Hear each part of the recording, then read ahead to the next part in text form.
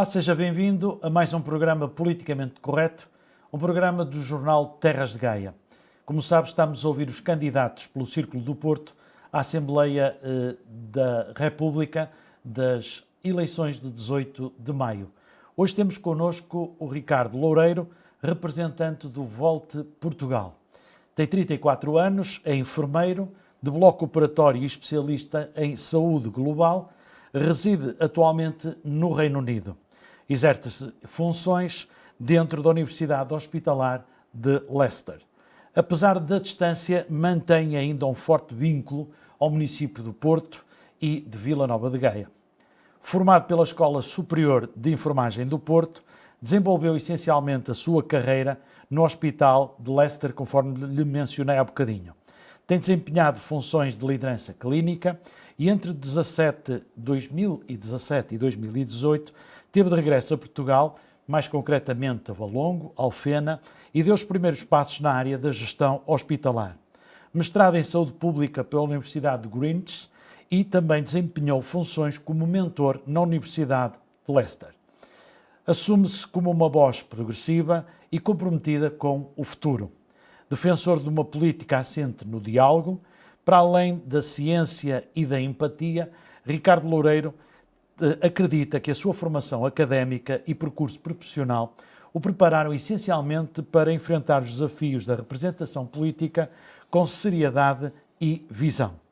Tem propostas, que vamos ouvir algumas delas naturalmente, em levar ao Parlamento, onde se destaca o Centro Europeu de Saúde Sexual e Reprodutiva e também uma promoção dos programas ao nível da saúde mental, do Plano de Mobilidade Distrital inspirado no Sistema de Transporte Integrado de Londres.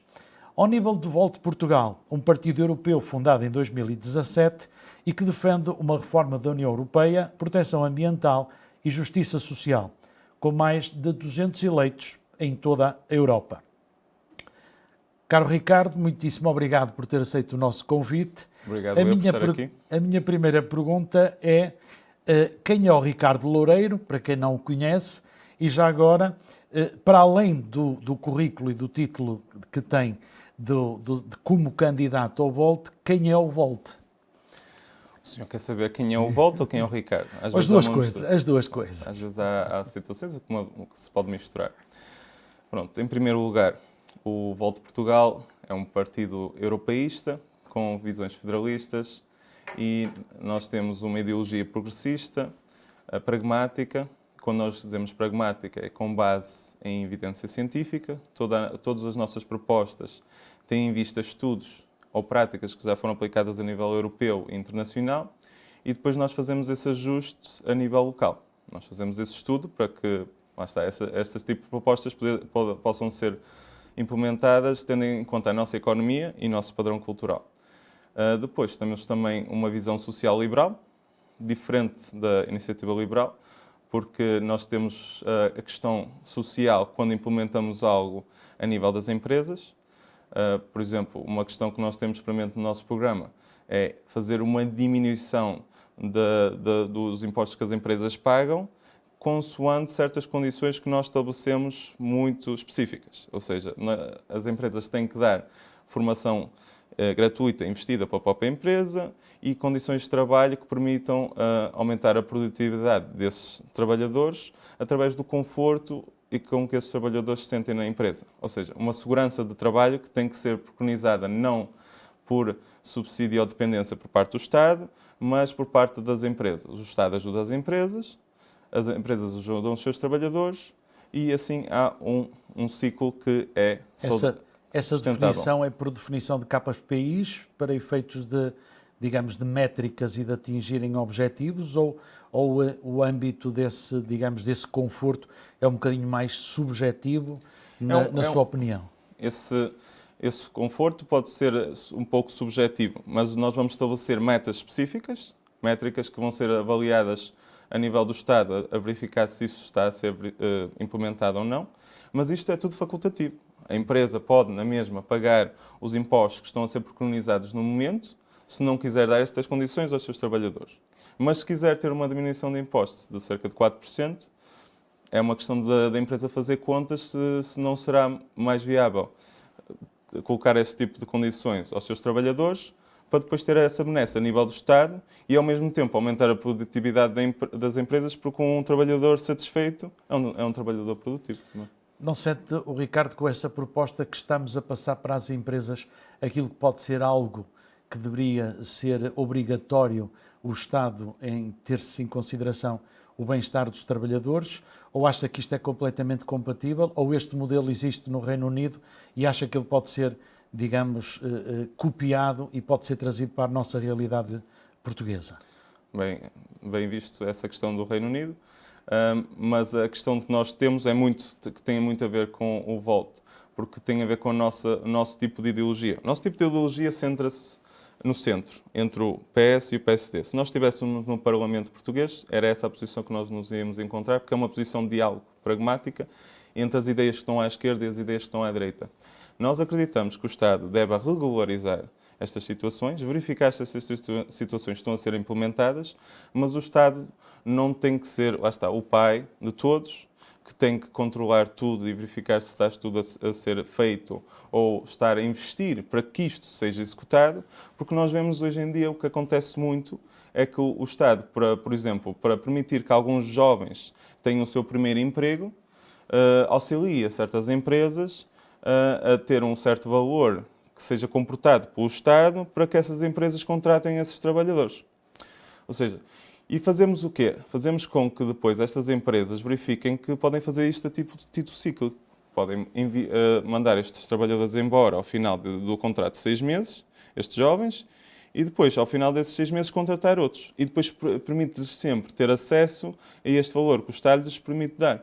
Se nós não estabelecemos regras específicas para as empresas terem acesso a certas benesses por parte do Estado, as empresas pensam estar a aproveitar algo do Estado porque estão a poupar dinheiro, mas ao mesmo tempo também estão a ser penalizadas, porque ao não terem um trabalhador que se possa permanecer lá durante vários anos e depois estabelecer uma relação com a empresa que lhes permita já estar confortável nessa empresa e desenvolver a sua criatividade e aumentar os seus níveis de produtividade para permitir que essa empresa também tenha ganhos a esse nível, tanto o Estado como as empresas estão a perder. Pronto, aí vem a nossa visão social-liberal.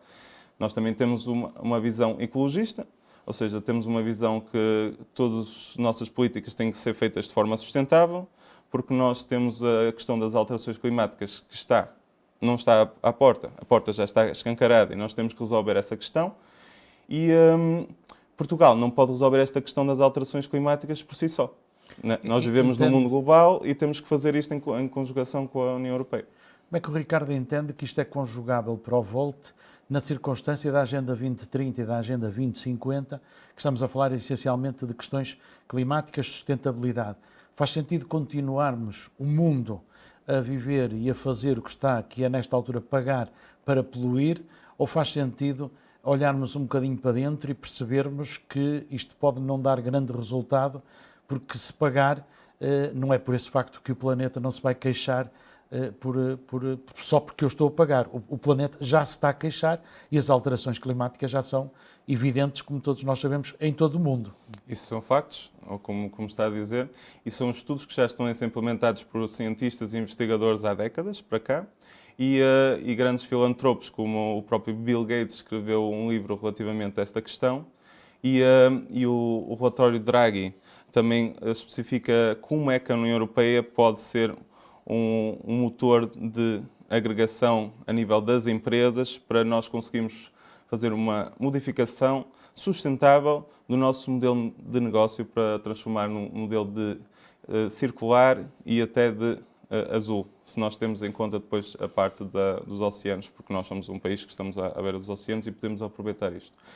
Nós temos que perceber que mudar para um modelo sustentável, economicamente, é mais viável para nós. Nós somos um país que não vive do petróleo. Ou seja, e já temos um grande investimento a nível das energias renováveis.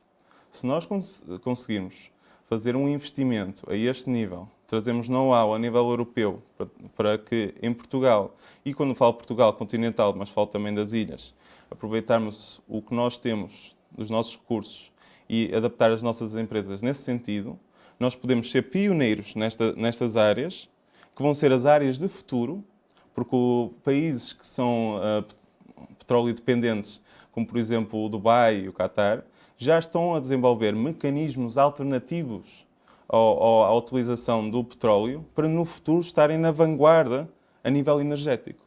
Ou seja, nós temos que fazer também por nós próprios, em conjugação não só Portugal, porque sozinhos não conseguimos fazer nada, mas muito com Espanha e depois juntamente com a União Europeia, para conseguirmos alterar o modelo das nossas empresas para que se torne mais produtivo e sustentável. Produtivo e sustentável, ou seja, não é porque algo é sustentável que não vai ser mais produtivo. Pelo contrário, se formos os primeiros a fazer este tipo de modificações, podemos utilizar este know-how das nossas empresas para ajudar a empresas não só a nível da União Europeia, mas também depois em conjugação com outros blocos geopolíticos que através da União Europeia nós conseguimos negociar e colocar estas nossas empresas noutros locais, como na América do Sul, através dos acordos da América do Sul e mesmo a nível da África e de outros países asiáticos. Ou seja, há um modelo muito específico que o Volt tem no nosso programa nacional que será benéfico a nível não só europeu, mas a nível nacional.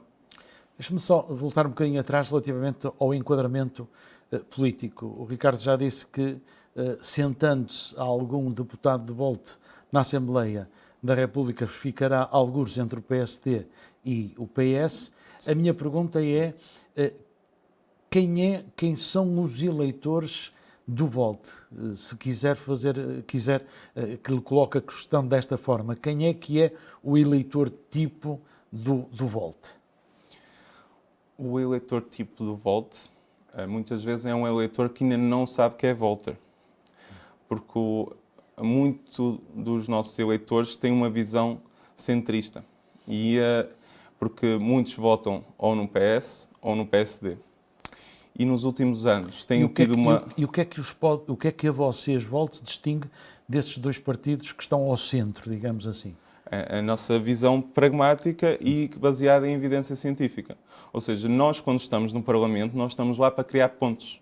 Nós somos a ponte entre o PS e o PSD, mas não só entre o PS e o PSD. Entre a Iniciativa Liberal e o LIVRE, e depois entre os outros polos que são mais difíceis de entrar em negociação, no espectro político, mas nós temos que fazer esse trabalho. Se nós queremos fazer reformas estruturais a nível do Parlamento português, nós necessitamos de criar diálogos. E o problema a nível do Parlamento português neste momento é que estão numa nuvem de quesílias e casos, e esses casos é que estão sempre a ser discutidos a nível do Parlamento português. E eu acho que há instituições próprias a nível do Ministério Público e da Justiça para haver certo tipo de investigações, e acho que o trabalho dos políticos é fazer projetos de lei, implementar esses projetos de lei e não estar sempre a discutir os casos e casinhos que acontecem entre os diferentes partidos políticos.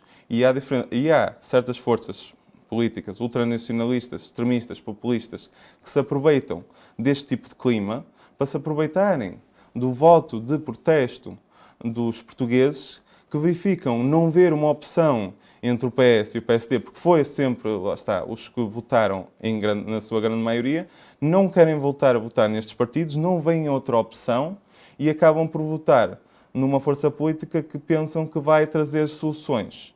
Mas normalmente as soluções que são soluções fáceis para problemas complexos não são implementáveis.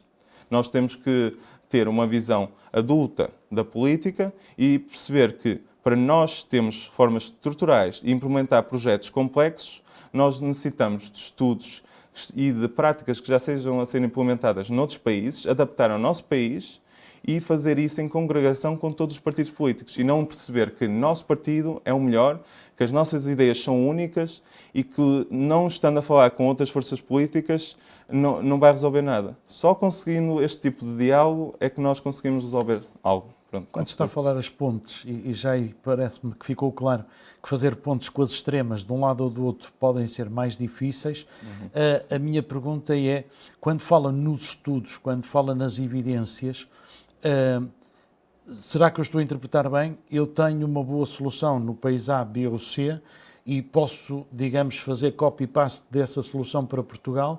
É isso que defende? É isso que acha que pode resolver o nosso problema? Não há situações de copy-paste. como eu tinha dito, essa situação tem que ser adaptada primeiro ao nosso nível económico e ao nosso padrão cultural. Porque o que é adaptável, o que é implementado a nível da Finlândia ou a nível da Estónia, não pode ser copy-paste implementado em Portugal. Ou o que acontece na Suíça, por exemplo. Eu vou dar um exemplo muito simples.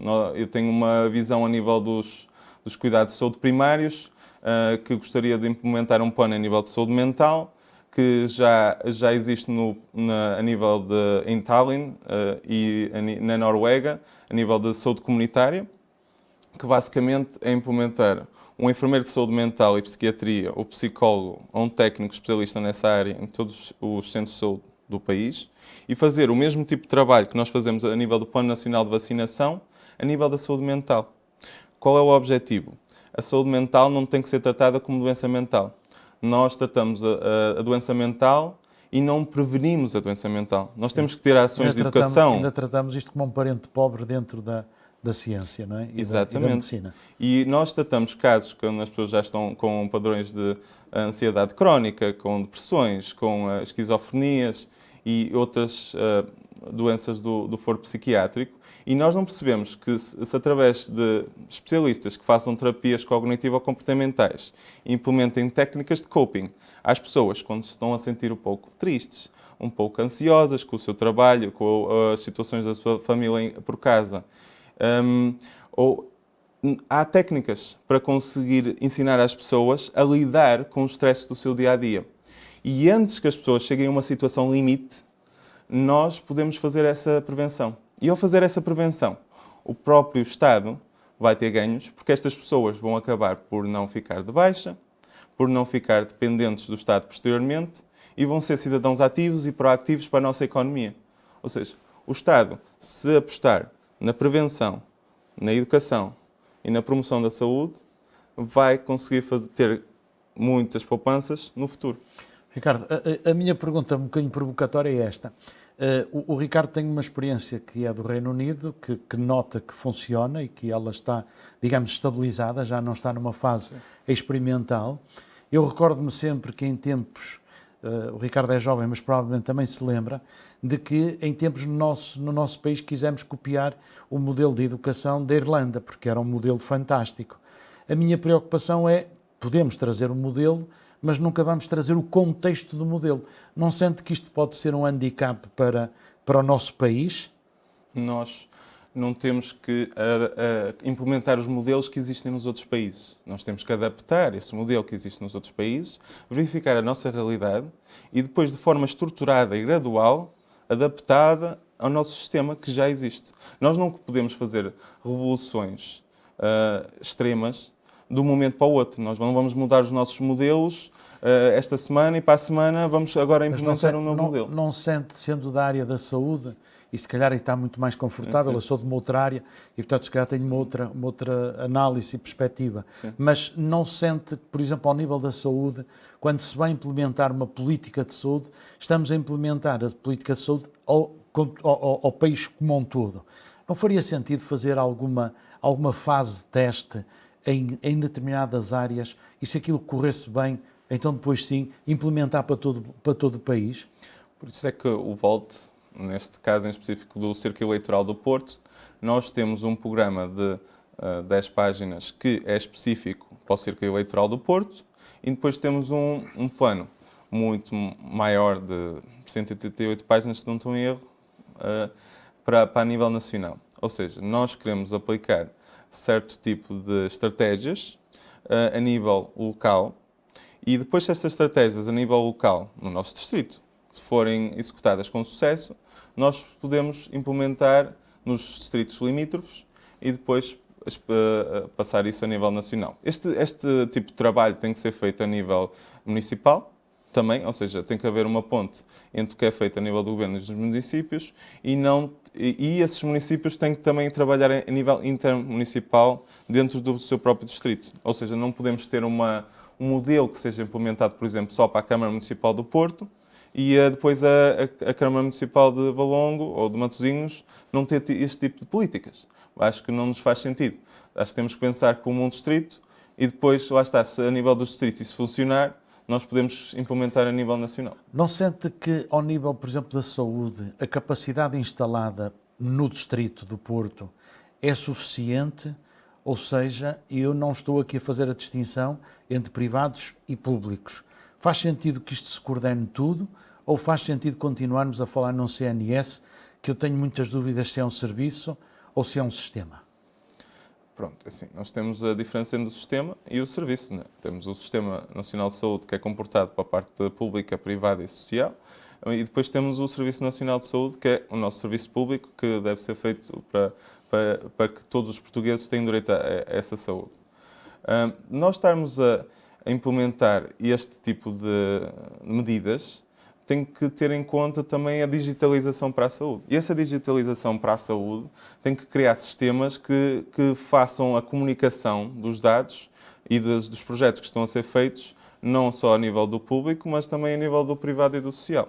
Esta comunicação deve ser feita entre todos, para que depois, quando os nossos utentes... Isso é a famigerada PPP ou não é nada disto que está... Não é nada disso. Neste momento estamos a falar de uma questão digital, embora não é que tenhamos algo relativamente contra as PPPs, mas eu estou a falar no sentido puramente digital do termo. Haver comunicação entre os diferentes, o Serviço Nacional de Saúde, o privado e o social, porque vejo que há uma grande perda, às vezes, de informação entre estas diferentes instituições e se nós tivermos sistemas digitais que estejam implementados a nível global e que sejam facilitadores para os nossos profissionais de saúde e para a administração hospitalar, vai fazer com que isso também traga ganhos, porque nós verificamos muito, não só a nível hospitalar, mas mesmo a nível da administração pública, que às vezes o tipo de software e de aplicações que nós criamos nestes sistemas não é facilitador para o nosso trabalho. Mesmo a nível hospitalar isso acontece, mas mesmo a nível das finanças, da AIMA e de outras questões a nível do país. Nós temos que simplificar os nossos sistemas digitais e essas contratualizações que são feitas com essas empresas, a nível de updates, atualizações que são feitas a nível contratual, nós temos que ser muito específicos naquilo que nós queremos, para nós não estamos a ter custos alargados sempre que nós estamos a fazer estas concertações com estas empresas de software que nos criam programas para nós. Porque às vezes, em vez do software trabalhar para nós, parece que nós estamos a trabalhar de acordo com o software. Em vez de nós pouparmos tempo no nosso trabalho devido a isto, parece que nós é que nos temos que adaptar para o software. Não sente que ao nível, por exemplo, da saúde, e aproveitando esse mesmo, considerando que acabou de fazer, não sente que, sei lá, o cartão de cidadão ou qualquer outro documento que é pessoal e que é intransmissível, não deveria chegar a todos esses sistemas e não deveria já lá ter a informação toda no que diz respeito ao utente, ao cliente, chamemos-lhe o que quiser, e não estamos barrados por causa de uma coisa que se chama RGPD? Isto faz sentido? É assim, isso, relativamente ao cartão de cidadão, eu tenho que, lá está, eu como um partido de centro tenho que ser elogioso para aquilo que nós temos também a nível de Portugal. Nós temos algo a nível de Portugal que nem existe nem sequer no Reino Unido.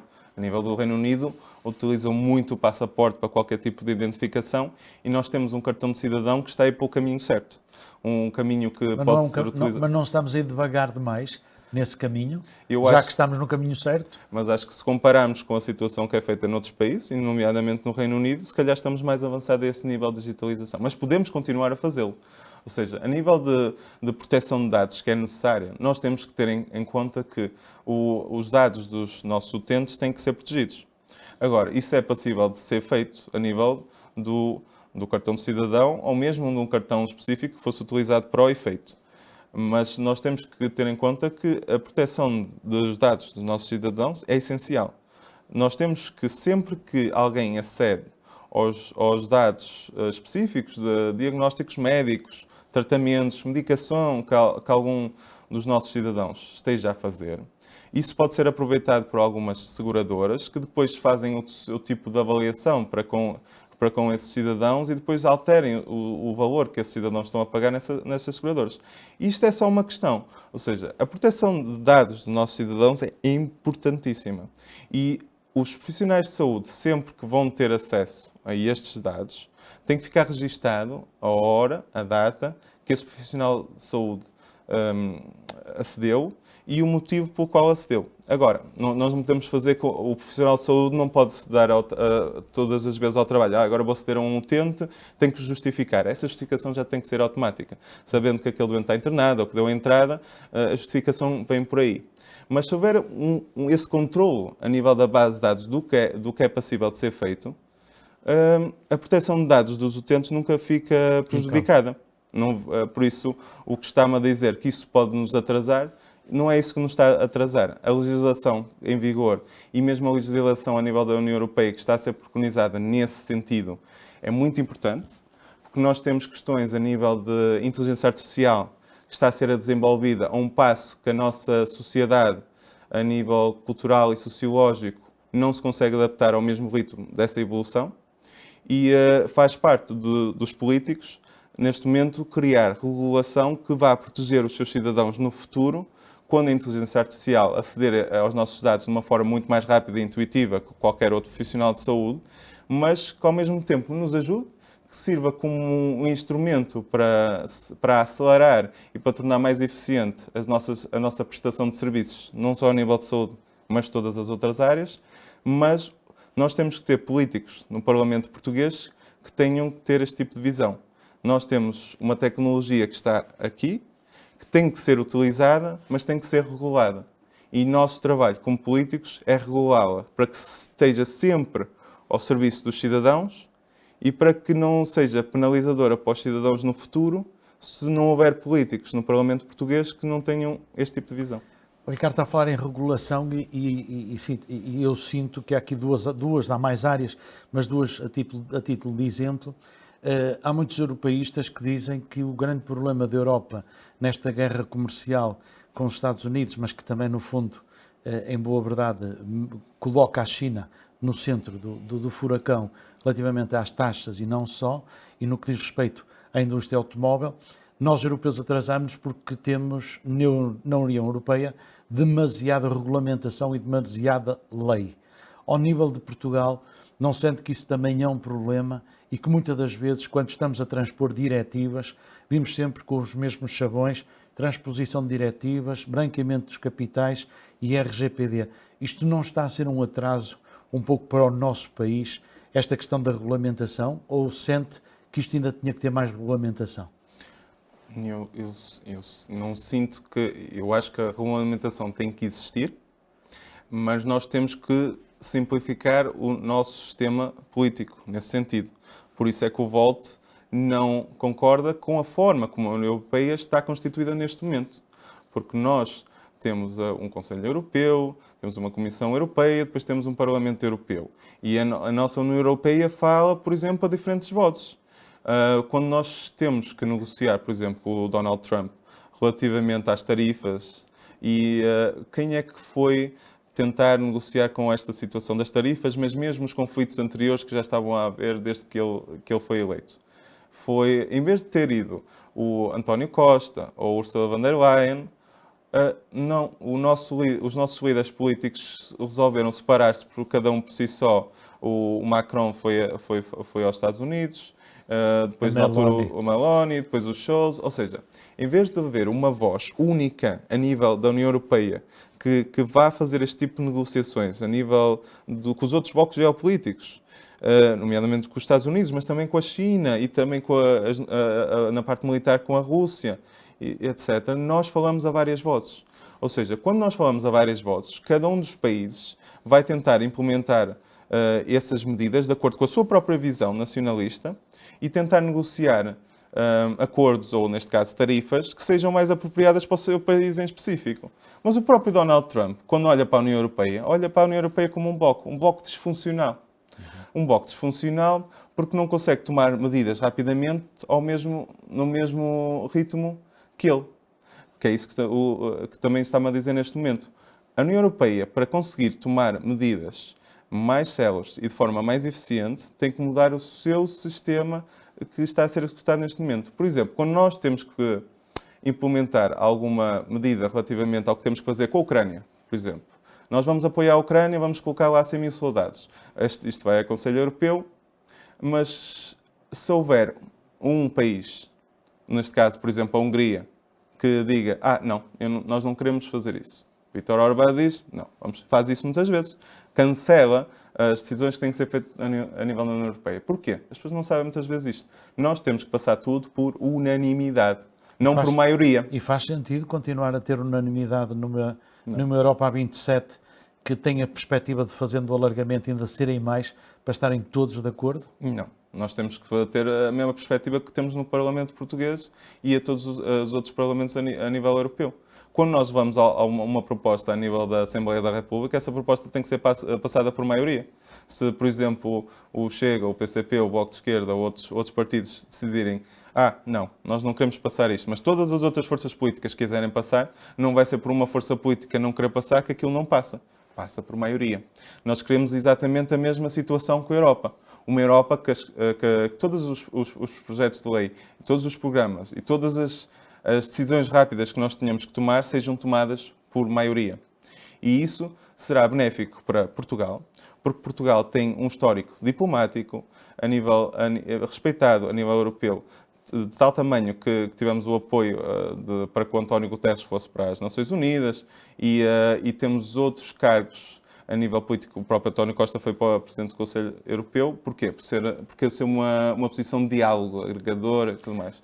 Não sente que essas figuras públicas e cimeiras que estão nas Nações Unidas e na Comissão Europeia nos é dado, passa a expressão, o lugar porque somos um país fofinho e que não chateia muito e também não faz muita grande diferença? Sente isso ou não? Acho que somos o país simpático a essa medida, porque somos diplomáticos, porque nós somos um país que, tal como o Voltaire, faz pontes, né?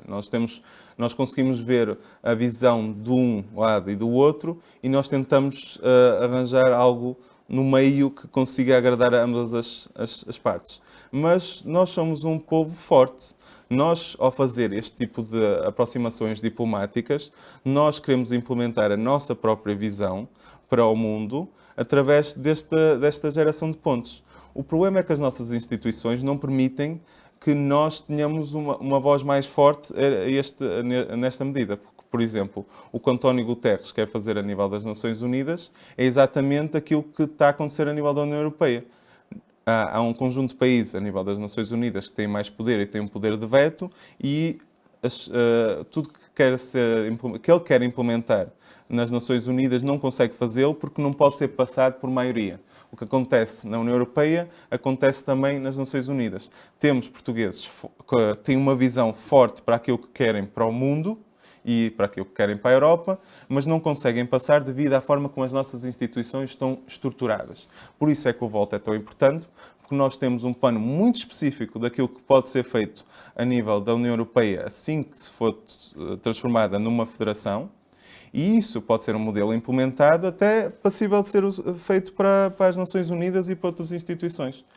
O Volta traz para a política portuguesa algo de novo a este nível, porque nós queremos simplificar os nossos modelos de governação e, ao mesmo tempo, unir os nossos esforços a nível político, económico e militar e fazer com que Portugal e a União Europeia se tornem, uma vez mais, relevantes no mundo em que nós estamos. Para fecharmos o tema da parte da saúde, pode-nos explicar qual é a sua ideia sobre este Centro Europeu de Saúde Sexual e Reprodutiva? Esse centro europeu que eu gostaria de agregar para o Porto está a ser feito, neste momento, uma iniciativa europeia, uma petição europeia que necessita de 1.200.000 assinaturas e já conseguiu agregar esse número, e essa proposta vai ser levada ao Parlamento Europeu. A partir do momento que essa proposta é aprovada no Parlamento Europeu, vai haver um país na União Europeia que vai trazer este centro científico, tecnológico, de investigação para o seu país, e depois esse centro vai ser investido por fundos europeus. E se Portugal, tendo bons profissionais de saúde, boas empresas de construção e de manutenção, e pode criar esse centro tecnológico, nomeadamente no Porto, por que não fazê-lo aqui no Porto e fazê-lo noutro país?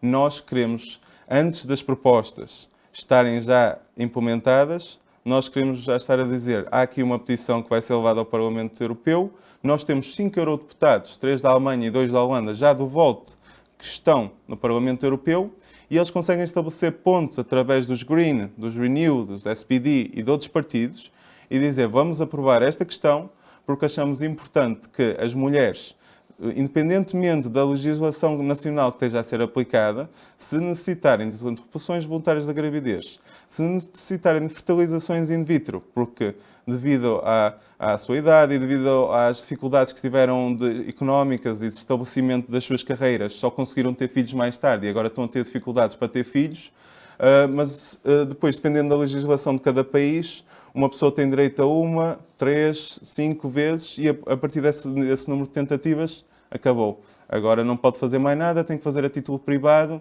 agora é um problema seu.